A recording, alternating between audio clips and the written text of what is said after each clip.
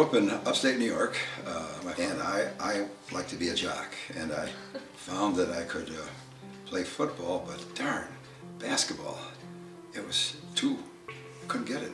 But they told me in the wintertime, you got to play basketball because that's where you meet all the girls. And I said, maybe I'm not a basketball player. I wanted to go to Ohio State University from upstate New York. I wanted to play football. He said, Jamie, our state representative has come and he's offering competition for the U.S. Naval Academy. So what does that affect me? Well, you need it. No, I don't. I'm not. You said, well, no. Okay, all right, Dad. Okay, I'll try. When the results came out, Jamieson Deuel, son of Dr. and Mrs. M.E. Deuel, was appointed for the next U.S. Naval Academy, and I got into it. And I thought, no, I don't care about this money. This is really great. Getting out there, and I studied hard and went through and graduated. And there were 30 of us trying to get into being one of the 12 that were going to be selected. And I wrote a personal letter to the Vice Admiral Hyman Rickover saying, Dear Admiral Rickover, my wife and I had decided we knew the sacrifices we'd have to make. We had no children at the time, so forth. Landed in San Francisco, put the letter in the mailbox, and then I waited, and about an hour and a half later, I got, Jamie! Hey, Whitey, what's going on? Jamie! What? You got selected! I got selected? So there we went along, and that once I'd finished the destroyer 3 years, and we lobbed some shells on the shore, and the war then ended. They had a new submarine come out called the Nautilus, first atomic submarine that ever made in the world.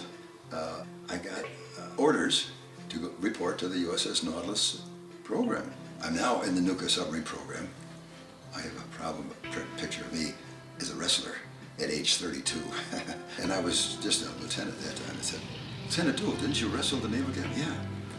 Why don't you come and wrestle for us? And I thought, oh my gosh, I'm 32, but I went ahead and did it. The Nautilus has now been made a national monument, and it sits in Connecticut. So you know what I determined now? I am a national monument. Because look, that thing's empty. It can't do anything, can't turn on a faucet. Got to have somebody else, so I think, but I don't tell people I'm a national monument, of course. and for 13 years, I was on different submarines. And I estimate in my lifetime, I've lived 3 years submerged.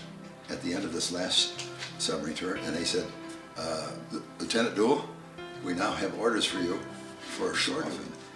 And they said, well, you can go to Honolulu, Hawaii, you can go to Tampa, Florida, or you can go to Albuquerque, New Mexico. Do you know I'm a nuclear trained officer in Albuquerque? My friends have always said, Jamie, don't ever come to Hawaii. Within 3 days, you'll be bored stiff. Other guy said, well, the people in upstate New York went to Florida all the time. So I thought, I'm going to go to Albuquerque. And when I came here and discovered there was no humidity and no insects, I decided, now I'm dead in heaven. But someone said to me when I was here, hey, didn't you wrestle one time? I said, yeah, I did. Why don't you become a referee? A referee? It's not bad, it's not, okay.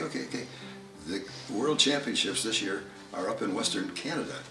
We need to go up there, and if you want to start into wrestling, you got our own American program, and you have to take test exams, so if you get certified as a 1, 2, or 3 grade referee judge. I went over there, and my first one happened to be in Finland.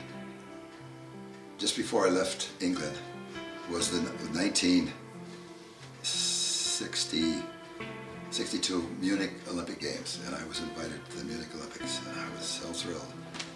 And I had a wonderful Jewish wrestler named Josef Gutfreund.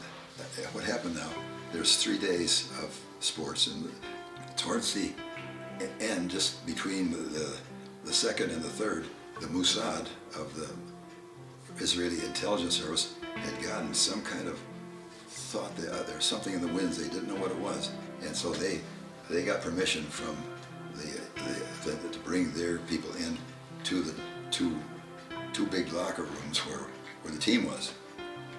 But the thing was, they never put a lock on the door. So during the night, the Iranian terrorists got in. Joseph was the first one there with his bulk. He blocked the door and got machine gunned. And it was, even now, excuse me.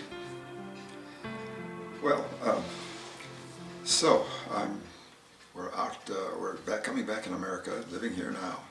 And when I stepped off the plane and the train when I got here, and there was no mosquitoes, no high temperatures, I said, this is my hometown for forever and ever.